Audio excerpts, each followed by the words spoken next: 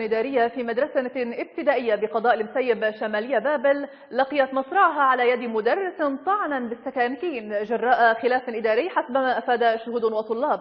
مصادر أمنية قالت إن مدرس مادة الحاسوب بمدرسة الخوارزمي في ناحية الهندية أقدم على طعن معاونة مديرة المدرسة بالسكين كانت بحوزته. وأضافت المصادر أن المدرس طعن المدرس والمعاونة علياء فور انتهائها من أداء الصلاة، وذلك في حالة هستيرية أدت إلى مصرعها على الفور، فيما أغلقت القوات الأمنية المدرسة وأخرجت التلاميذ، وبدأت القوات الجنائية بجمع الأدلة لمعرفة دوافع الجريمة.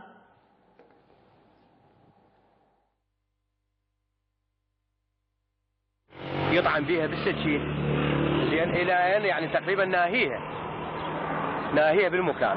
شنو الاسباب؟ زين والله الاسباب لحد الان مجهوله وما نعرف شنو الاسباب اللي موجود. عزيبه هو هذا الوضعيه طبعا ما حيسويها، ما جينا نعرف ان الوضعيه اما حاله نفسيه ادى هذا معقوله ما صايره بالتربيه والتعليم يمكن لحد هاي الساعه.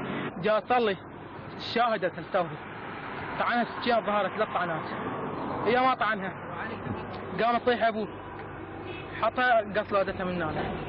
اجينا انا وبيا البيت جاء استاذ حيدر بوقتها صاحنا احنا وبيا البيت سحب طلقه رمى، هي ما رمى هو ختلطه بجو القنفه سدينا عليه الباب. والله ما اعرف بس احنا هي حرامات خطأت عليه لان احنا الصبح كنا يمها. اي والله الصبح كنا يمها داخلين دوره بالانجليزي كل شيء ما تسولف انا وتضحك انا بس هو هذا المدرس. والله يعني ظاهره يعني هاي يعني ظاهره جريمه يعني كبرى تعتبر بحق التربيه وبحق الهاي وشنو ذنب يعني هسه وقت امتحانات المدرسه سدت العالم صاعد ارباك بهذا الموضوع، فهاي ظاهره يعني لاول مره تصير عندنا مع الاسف يعني بالعراق، والمفروض يكون احترام للتربيه احترام للتدريس يعني كمدرسه شنو الذنب اللي اقترفتها هي بحقها يعني المفروض حتى لو كل الذنوب اللي مسوتها المفروض يعفي عنها ما يقوم في جريمه يعني.